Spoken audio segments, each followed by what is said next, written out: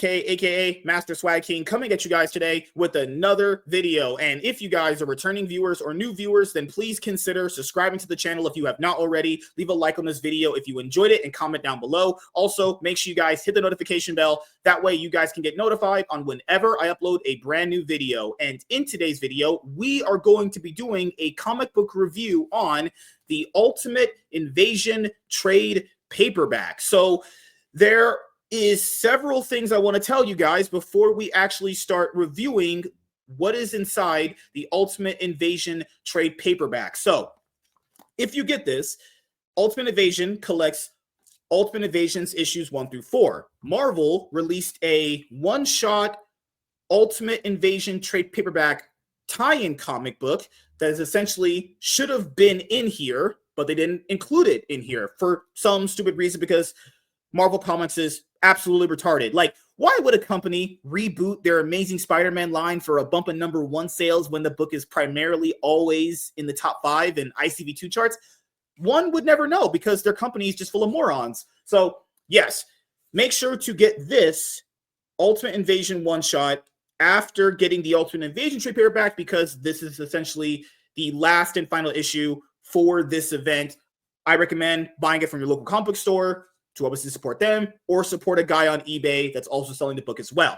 So for those of you guys who don't know, Marvel Comics had their Ultimate Universe. It started with Ultimate Spider-Man, which was written by Brian Michael Bendis, and the universe lasted for about a good 10 years, actually. Then all of a sudden, because the sales completely tanked off a cliff, they essentially had Brian Michael Bendis end the universe, and around, let's say, 2023, Marvel Comics announced they wanted to bring back their Ultimate Universe, but not the Ultimate Universe that you guys remembered that was basically, Ultimate X-Men, Ultimate Thor, Ultimate Spider-Man, Ultimate Captain America, Iron Man, all that stuff. They want a new Ultimate Universe that would basically get a chance to do it a bunch of #1s of like Spider-Man, X-Men, Black Panther, and all that stuff, right? So Ultimate Invasion, 4-issue miniseries written by Jonathan Hickman with the art done by Brian Hitch. You have your Ultimate Universe one-shot comic tie-in after that. Then you got Ultimate Spider-Man, Ultimate Black Panther, and you had Ultimate X-Men announced. Later on, they ended up getting, the Ultimates, and later on after that, you are going to end up getting a few more characters, actually. So this book right here, I will just say this because people have been asking me my opinion about this. I bought this a while ago, and I was going to be obviously reviewing this stuff in order to get to Ultimate Spider-Man #1. Jonathan Hickman, oh my God, does this guy know how to write? And in certain ways that could definitely bore people. So it's not that I hated this. I just found it very boring, let's just say, outside of like certain interactions. There was certain character. I was just not invested in any of the characters here. I mean, outside of like the Maker was kind of cool, and I thought Anthony Stark was kind of cool. But a lot of the characters here just felt very hollow, very just one-dimensional, couldn't really get invested into them. And there was some story stuff here. I was just going like, wow, what is Jonathan doing? Because not only in the book, there's just a lot of info dump in every page. Every page is an info dump. And then you start dealing with like time machines and different universes colliding and crossing over. Holy shit. I was reading this going like, damn, is this over? I'm not kidding you. I was reading this going like, Jonathan, buddy, can we tone down the dialogue? Can I see a punch be thrown? Please. Well, I think for people that have read his Fantastic Four and his Avengers, they would probably have a very opposite opinion of that. It's he pays off a lot of things for if you've read his stuff. Like if you've started with him from S.H.I.E.L.D., you can go to S.H.I.E.L.D. to Fantastic Four, to his Avengers, to Secret Wars, even on to X-Men, where there was some properties, but X-Men was kind of a fresh start. But a lot of this stuff that's in here that he was already had been set up long time ago, like long period of time ago. And I could see if you have never read his stuff, possibly being overwhelmed.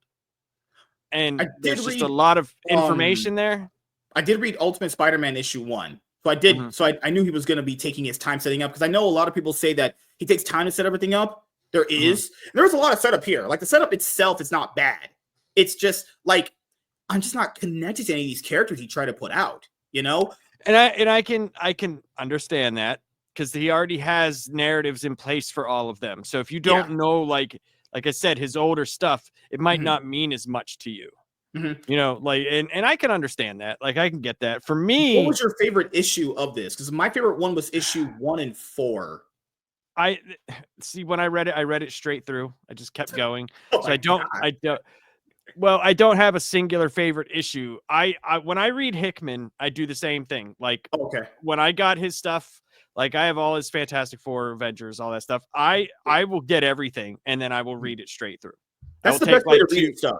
I'll take 2 days and I'll read all his stuff, because I like his stuff, and he's just to me, he's so good at world building to where I'm very infatuated with the way he said. When I know I'm reading a Hickman comic, like, just little things that he does. And the Maker was always a character that I thought was one of the best variants of anybody out there, like with Maestro Hulk, things like that. I always thought the Maker, it would be like, what would a really awful Reed Richards look like? You know, because if you read Hickman, he has a very big fascination with the Fantastic Four and Reed Richards himself. Like, Reed Richards is his main guy.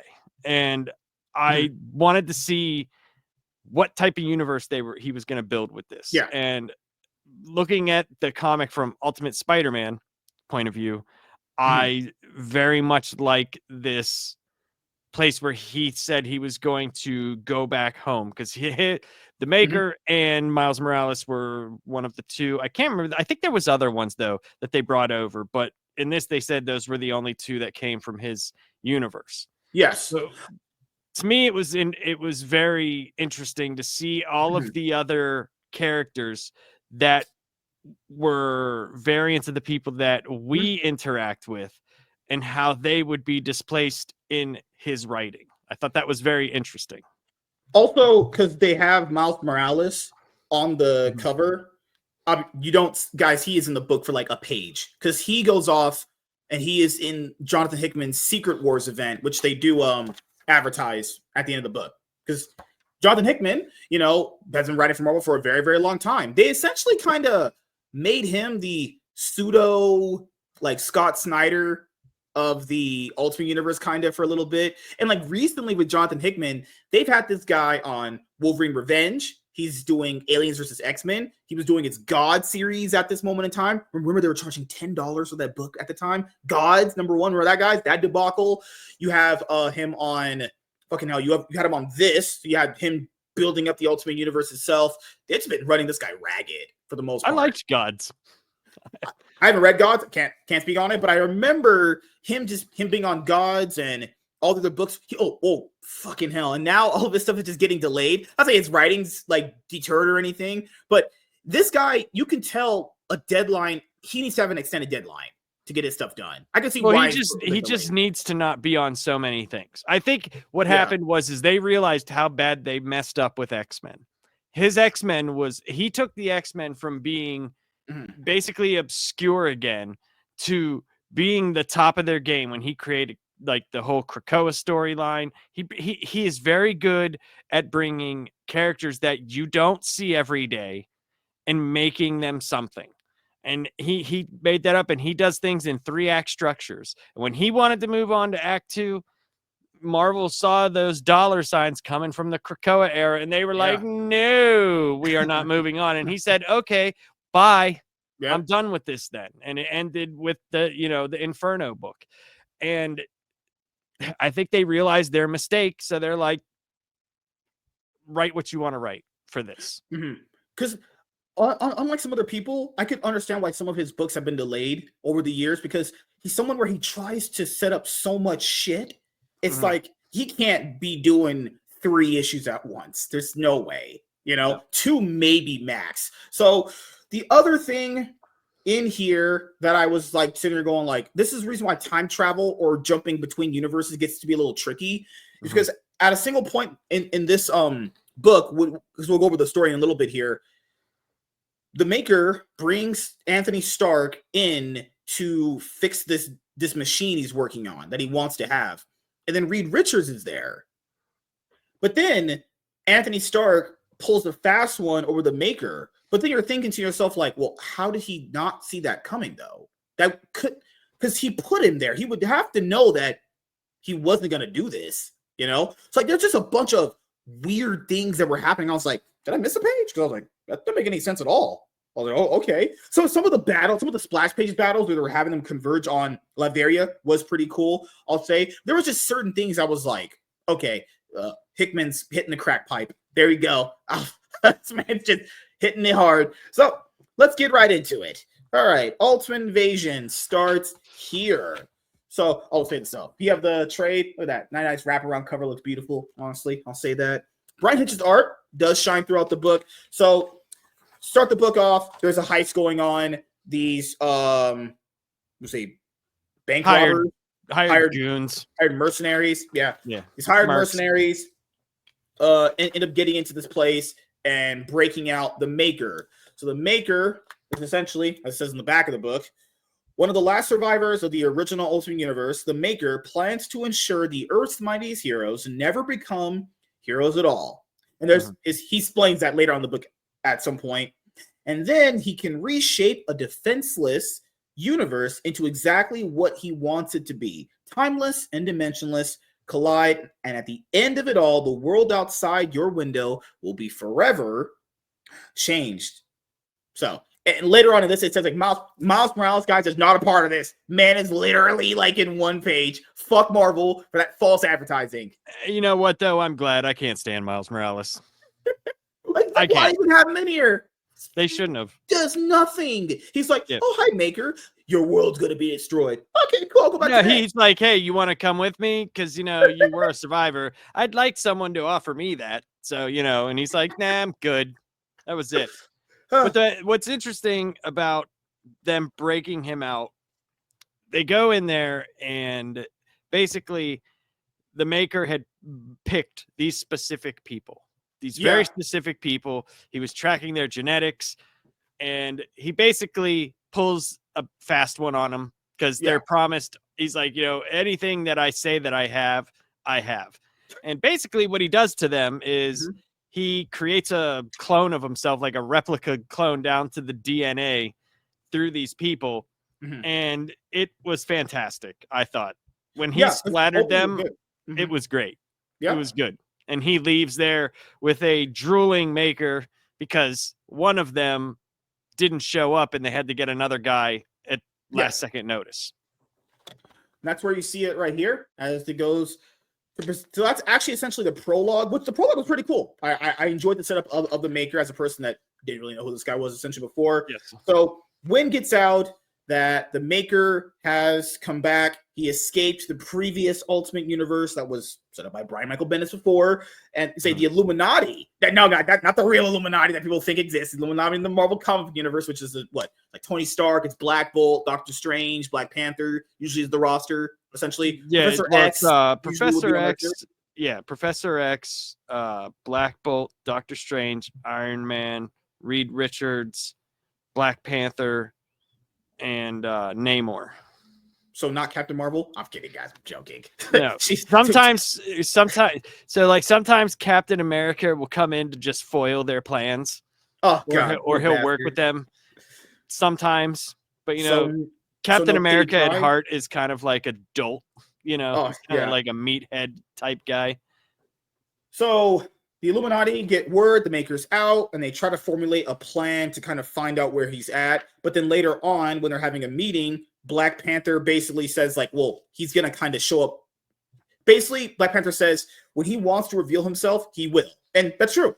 He eventually does reveal himself later on, and they try to end up converging to fight him. Now, before that, really quickly, you got the Miles Morales little tie-in that doesn't mean anything, which is stupid. Let's set up a few things, though.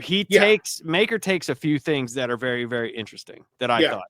He took one of the bridges that was huge in Hickman's Fantastic Four. And if you understand the bridge and what it can do, the time travel might not be as confusing for people. The bridge can open up to anything, anywhere, any dimension, anytime. And what else is cool is he took one of the gates from what they were doing in the Krakoa era that the mutants were doing. They were setting open these gates that could go anywhere. You step through, you could be on the moon, you could be here. And it was only supposed to allow mutants through them. So somehow he was able to fuck with it and get one, because they even set that up tremendously to where people could not do that. He also took a crap load of vibranium from Wakanda, which is insane. Because if you know anything, the black man.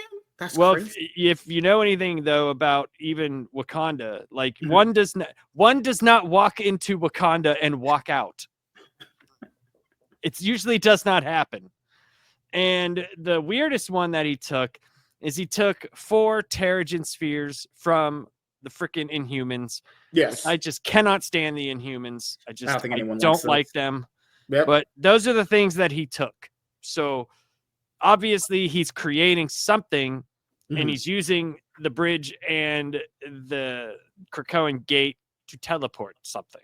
Yeah, and that's going to be very important, because that is going to allow all of this multiversal travel he's able to do throughout the book. Like I said earlier, he makes himself revealed. They converge on him. And what's crazy is, I think, to me personally, at the end of this first issue, because this is what the first issue goes off, this was the best line of dialogue in the entire book, where the Maker, who is a version of Reed Richards, says, if you could take me away and do everything different, would you do it? And he says, the real one said, yeah. He was like, I'll keep that in mind. Right here, it was that to me was the best line of dialogue in the entire book. I was like, wow, that is just super impactful, because it's like the one that's not Reed Richards. He's like, would you erase me from existence? Yeah, that was powerful. Like, if you could do everything again and you could erase me from existence, would you? Because he had a chance to. Yeah. He had a chance to do it, and he didn't do it. And he's like, would you? And he's like, yes. He's like, I'll keep that in mind. So after this, what the heck? Oh, sorry. Vin Diesel was outside. So the Maker leaves, and from this point on, you're not actually on Earth 616 anymore. You're actually going to be, oh, Lord, in points where the Maker is trying to essentially stop heroes from being heroes. So I actually read Ultimate Spider-Man #1. If you guys don't remember, it's on the Iron Man podcast. Me and James reviewed it. So that kind of plays in here. So he essentially wanted to go back in time to various points in time and stop heroes from becoming heroes. So like in this part of the book, he stops the spider from biting Peter. So who would that be? That would be Spider-Man. So obviously in Ultimate Spider-Man #1, since we know what happens in that first issue, he had been bit by the spider yet. And that goes for various heroes. So the one earlier you talked about with Vibranium and Wakanda, well, that would play into Ultimate Black Panther #1. You talked about the X-Men stuff.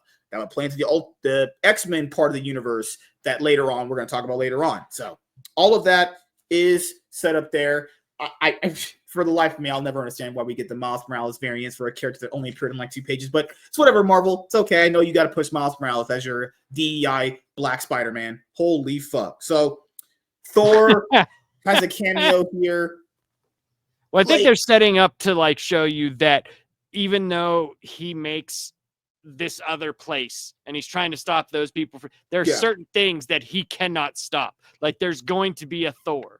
There's going to be those places. And I'm wondering, the biggest thing that I'm wondering is if it's like that, is there going to be Celestials? Is there going to be a Galactus? Yeah. There's going to be those things that the Fantastic Four, the Maker, because it shows you all that. Yeah. It shows you Thor, Fantastic Four's origin. I think I'm pretty sure it's Bruce Banner over there. Yeah, and I think the Fantastic Four die. And then you also have Anthony Stark and Obadiah Stane. So people are probably like, you mean Tony Stark? No. So when you leave Earth 616, Anthony Stark is the Iron Man, basically the main character of the book at this point. Essentially, you consider the main character. Essentially, if you consider the Maker the main hero and the villain, because essentially he makes this universe. So I guess you could kind of have that as a discussion if you want to. But Anthony Stark is the main hero at this point. Obadiah Stane is race swapped. He's not white. I couldn't give 2 shits about Obadiah Stane. I was like, okay. When he died, I was like, all right, cool, I guess. It's what it is. So they show the Fantastic Four not getting their powers. They show Bruce Banner not getting his powers. They show a lot of these things. And one of the biggest things that they show is that Captain America was never trapped in ice. So there was no super soldier serum in this universe. So that's what the maker wants to do. Wants to make sure nobody becomes a superhero, because obviously if you have more of them in the multiverse, they would foil your plans. So after that, Anthony Stark pretty much takes over as the main character of the book. And I like how they have these two. Like, that's I why love that. Hickman's very good at these. He did this a lot in his X-Men books, where he was creating the Krakoan language, and he would have these little ciphers that you would have to like decode and stuff. But he has like who's alive, who's dead, and he has like Howard Stark, who's his dad, and he's being controlled supposedly. So that's very interesting that he thinks that the Iron Man from this universe is being controlled. And you see that Susan Storm and Ben Grimm and the Fantastic Four, basically it says deceased. So they died in that accident. And they also have Hank Pym is inactive, and they have Bruce Banner as controlled. Peter Parker is inactive. And the craziest ones, in my opinion, are Thor Odinson is captive and Stephen Strange is captive. So because later on Hulk is this Bruce Banner Hulk is revealed to be kind of like in the secret society that he kind of puts together. I think that's what he means by controlled. Yes, that's what I'm saying. Like it's they're in that society thing, and it says because it has like where the artifact comes from, and it has like the Stain Stark D-base, Reed Richards, he has a dedicated library, has a blood sample of this, he has the Pym generator, he has a biological catalyst, which is the spider for Spider-Man, and he has the Eye of Agamotto, which is interesting also. So now you get to the Anthony Stark portion of the book. Basically just Tony Stark stuff, just with his dad, if we're being honest here. It's like whatever you think of Tony Stark, basically they just gave him the dad personality. There's a line here from the, I don't know if it's supposed to be Pepper. She says, "It's a little much, isn't it, Mr. Stark? Hasn't the world had enough of playboy billionaires getting everything they want and deserving absolutely none of it?" What a cringe line. What a cringe thing to say to someone. I was like, that's the worst piece of dialogue in the book. Hell, holy shit. And it's weird. What an ungrateful bitch. You're a secretary. He's probably paying you more than whatever fucking secretary has a 9-to-5. You have the nerve to say that to him. Fuck that bitch. It's just weird to see first it's like weird to see Howard Stark alive. Like it's just weird. Yeah. And it's weird to see him in an Iron Man suit. Like and then you got Tony who's just like, "Hey Dad, how you doing?" Yeah. So like Anthony Stark is like 50. I guess he looks like a 50-year-old man, while Tony is like 30 or 20. No, that's Howard Stark, not Anthony. That's is it Howard? Okay, yeah, his name's Howard. Good Lord. Yeah, my brain is fried. But you guys got my point. Yeah. So, is essentially his Alfred, you would say. Like they try to. Well, he kind of runs the business side of it. He goes to all the meetings, and he goes. He's like the public. He's like he's like the guy that sits at the board meetings. Well, Howard's the guy that goes around and is seen, as like, ooh, he's the hotshot guy. Like kind of like how Bruce Wayne is, but without the women. Yeah. So essentially me. Sure. Oh God, they're on my side. So yes, how they try to set up Howard and Obadiah's relationship as this like really close thing. Gonna be honest here, didn't buy it at all. I did not care for Obadiah Stane's character. I was like, wow, isn't this guy just a fucking bore? Well, I bought it that they were friends, but I didn't. I did not buy the whole like, I'm doing all this for us. Like I know that I didn't buy. I'm just like, I was waiting for it. I was like, so he's gonna die. That's gotta happen. Like, because Howard can't do that without it. So essentially, Obadiah, as you just said right there, just all the invites for parties, basically just does all that dirty work you said. He gets invited to Latveria, which, as you guys know, is a lot of ties to Doctor Doom, obviously, in the past. So you see the ultimate version of Hulk. That just looks terrible, honestly. That just looks really bad. They have this, they go to this big giant party, obviously. And as you know, the Maker set up all of this because later on, he's revealed he kind of asked Howard Stark to be there. And then, as you know, since the Maker makes himself appear, the heroes know where he's at. All the heroes come to try to stop him. And keep in mind, these are heroes from a bunch of different universes. We know that because later on in the book, we know that there's different versions of these characters later on. So all the characters are about to get engaged in the battle. And then Obadiah Stane is like, well, steer clear. I got this. Then ends up getting killed in less than 20 minutes. I'm not kidding. He's like, Howard, did you bring your Iron Man suit?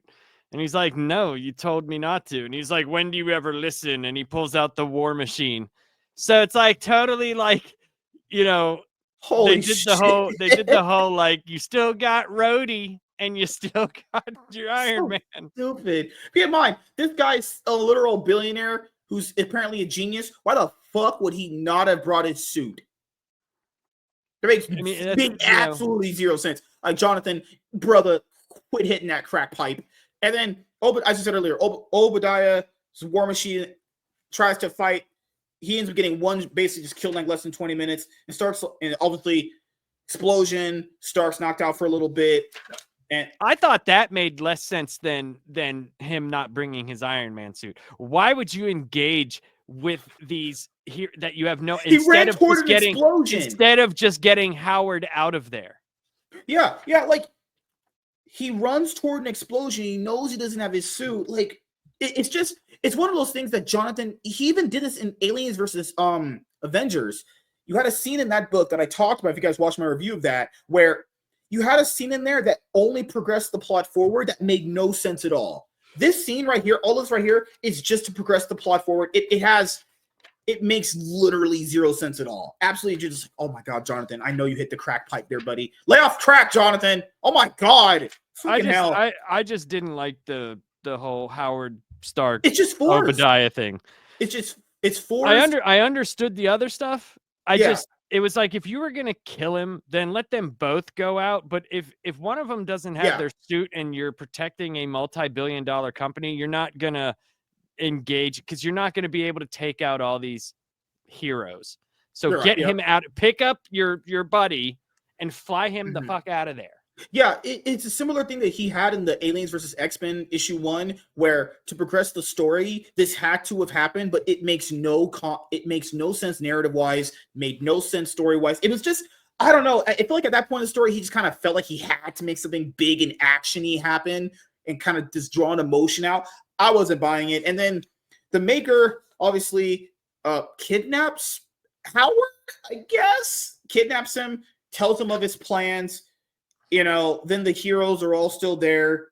They talk a little bit more, but it's revealed that he could just essentially, he's so powerful, he could just erase them. Now, it's also revealed pretty much that he caused them to do that so that Obadiah got killed, but it's like, well, he knew it was going to happen. He knew he knew that they were going to come down there, and he figured if all of them were there in this place, that he could use these people to further his plan, because there are things, he is the Maker, but there are things he does not know how to do. Yeah, it's kind of like in the second Miles Morales Spider-Man movie, where it's kind of like one of those, they tell him these events have to happen in order for these things to progress. It's just a common thing heroes always go through. So after that, the Maker reveals his big machine called the Immortus engine, which essentially will allow you to time travel, which would be very, very important for someone like the Maker, because it would allow him to time travel at an exponential level compared to what he can do right now. Because, earlier in the review, you said he can only do it through this, but that's also limited in its capacity too. But in a time machine, it's unlimited, where you can go anywhere in the multiverse, but not just a time machine, forward and backwards in time. Because keep in mind, when you had the machine, you said earlier, you could just go to different Earths, right? This is one where you can go forward and backward in time. You could go in different times, but you could go through different dimensions with the bridge. Yeah, it was like a thing into different dimensions. It wasn't a time machine.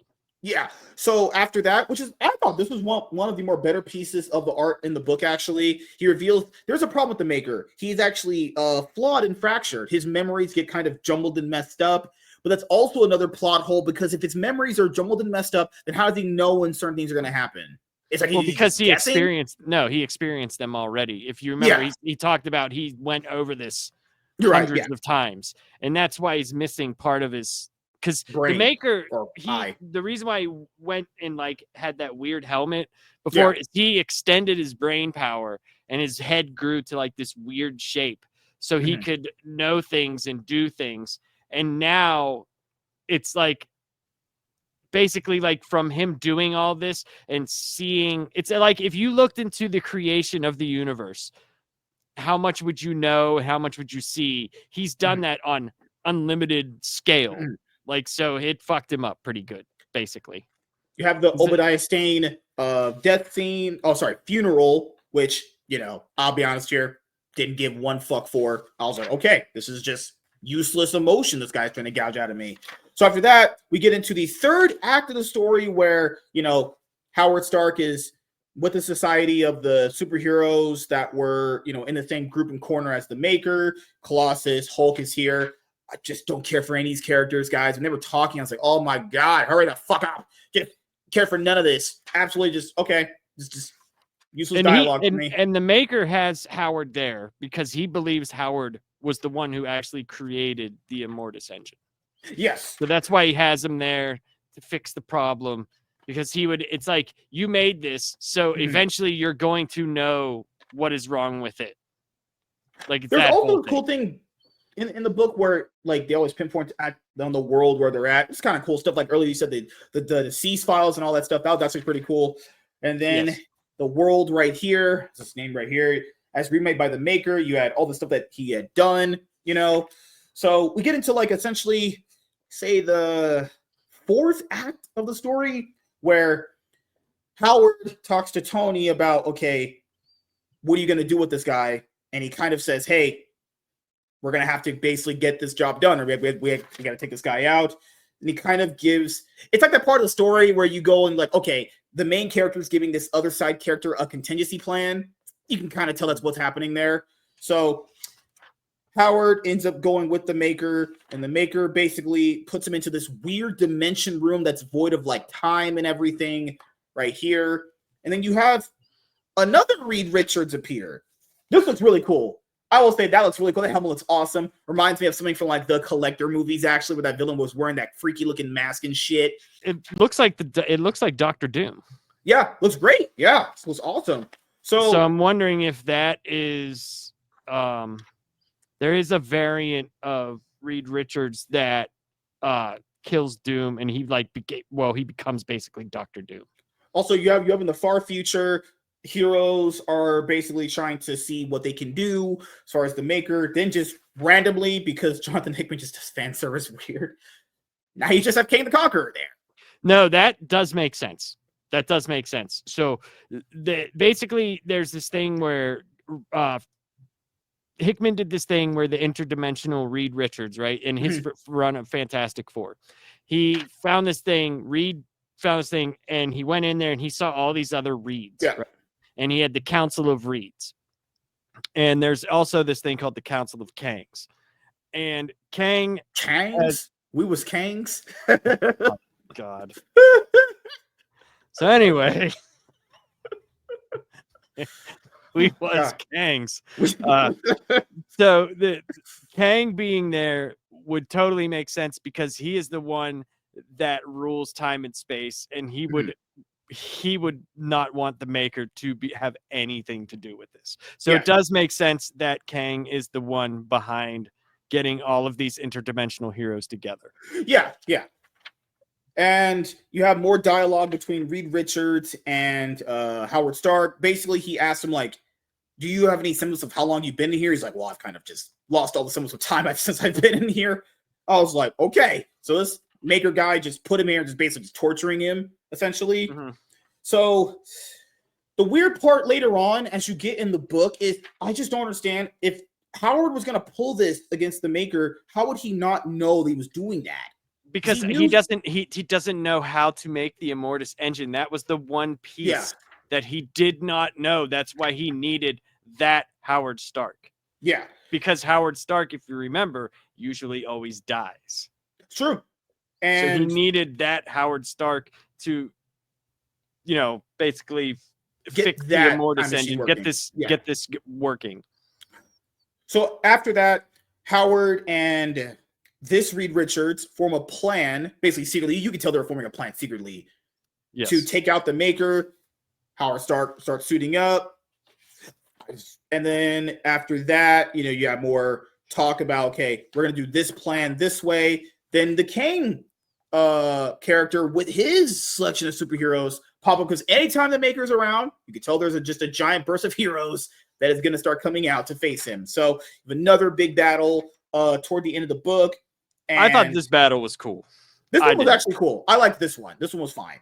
Because he has, there's so many things that, like I say, I would read his Fantastic Four run, the Hickman one. It's phenomenal. This part where Kang and Maker's going at it was pretty cool. Yes. And he also had, if you're working on something for so long, right? Mm-hmm. And the Maker's checking up on you, whatever, you would have, he's so arrogant that he thinks you're so fucked, because there's a reason why he put Howard in there with Reed. Because Reed is the smartest man in the world, and he's gonna know, oh, if he's stuck here, fuck, what am I, shit, I'm kind of screwed. How am I gonna do this?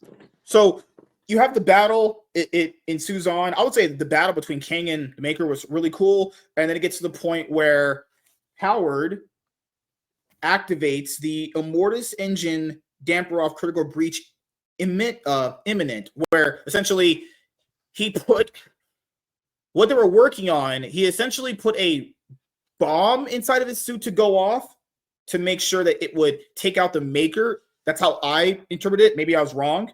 But then he gave Reed Richards something else as far as information to do with his son later on, because he knew that this was going to be a suicide mission if he wanted to take out everyone, So after that, Reed Richards goes and, finds Tony.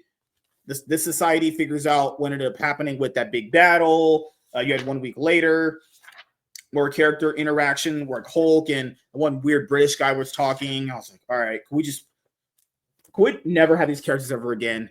Please. I was like, man, I hate these characters. They're so fucking useless. What is they doing? Holy shit. It's Moon Knight. Okay, it's Khonshu of Ra. Awesome, cool. You guys gonna fight? There's Hulk in the story. Hulk's not gonna go out there and fight. Holy crap! Well, he did once. Remember, this one doesn't like violence. Oh no! He's like the Buddhist Hulk. So the Reed Richards that Tony's father was working with and knows the contingency plans tells Tony these contingency plans. Then Tony ends up building his own suit. Now he's not Iron Man. He says, "Call me Iron Lad." Okay, yes. This is Iron Lad. So now they have the Ultimates somewhat form. And then you have the epilogue where they go into this part of the world where later on it's revealed to the end of the book, there's more of them here. Now you have Captain America. That's right there. And I think that's the contingency plan, was the seeding of starting the superheroes, the real superheroes. And that's it, guys. The book ends with a bunch of, variant covers you probably get if you read. So, fucking hell. So after we get the reveal of Captain America, you have these second everyone. Get these Miles Morales variants and all sort of shit. Really cool. I like this one a lot. This one looked really, really cool to me. This one looked pretty awesome to me, honestly. But yeah, and then they say hey, go get Marvel and your ads. Go get Jonathan Hickman's Secret Wars. Yeah, I don't know about that one, but I love that one. Good Lord, please tell me it's better than this. Good Lord. So I like this. I thought it was a good. It might have been heady, but dude, he's setting up a whole.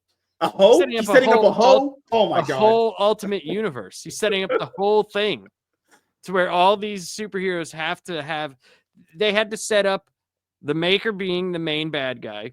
They had to set up how the universe is going to work. how these people are going to work inside this universe, Mhm. and how are they going to get from where there was no Captain America, now there is. How are they going to get Peter Parker to be Spider-Man? How are they going to do all of these things? I thought it was well done. Was it heady as hell? Yes, 100%. But that's what you get with Hickman. It's very heady. And there's sometimes where you're reading stuff and you're just like, I don't understand what I'm reading. Yeah, like that was my problem, was like info dumping was just insane. I just couldn't get interested in any of the characters. I felt like I was just slogging through when I was I was reading, I was feel like I was just slogging through it. I feel like the first issue is great. When the setup of what he wants Howard to do, I feel like that's when it starts getting a lot more interesting. But I was like, man, I just find this just okay, meh to boring for me. Would I ever read this again? Probably not.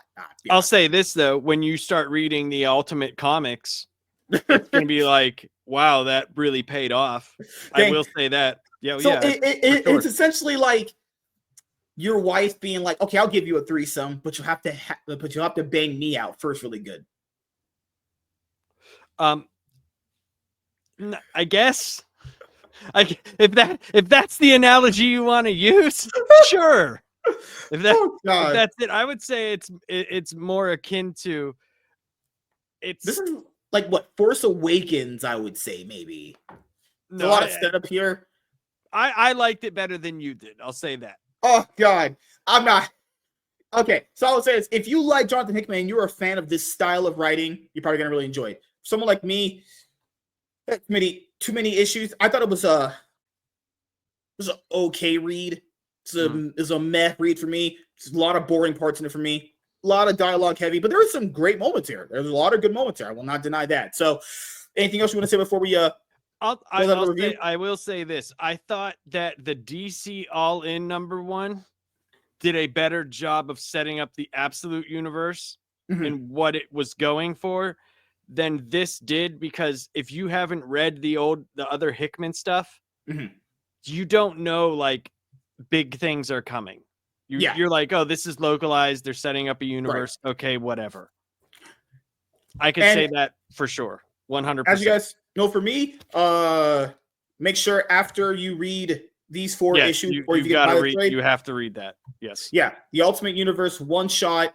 I'll say buy it from your local comic book shop or get it on eBay, or if you can, buy it digitally. That's fine too. So we are going to be reviewing this next, and then we'll be reviewing the DC All-In #1 special. But as for just this, yeah. Won't be reading this anytime soon. I'm going to go watch some more Michael Bay movies. I love my explosions. So, yeah, good God, was that a read? That certainly was a read of all time. Truly writing all over. Just could you at least give me a sex scene, Jonathan? Like, give me a scene where Howard blowing a bitch's back out. Just one. You know? I don't think that's going to happen in his books, but in the Michael Bay movies, you will get weird looking Hulk. No, all the characters are so bad. Anything outside of the Maker and fucking Tony's dad was just, is their character here? Holy crap. Like, you don't do my boy Thor like that. All these universes, keep in mind, all these universes are coming in to face him. Where's Thor? Thor should be just raging through all these people, but it's okay. It's okay. I have the tools to cope with whatever life throws at me when it comes to Marvel Comics. Holy shit. So, thank you guys for checking out this video. If you guys are returning viewers or new viewers, then please consider subscribing to the channel if you have not already. Leave a like on this video if you enjoyed it and comment down below. Also, make sure you guys hit the notification bell. That way you guys can get notified on whenever I upload a brand new video. I'm MSK, aka Master Swag King. We're going to sign out, guys. See you guys later.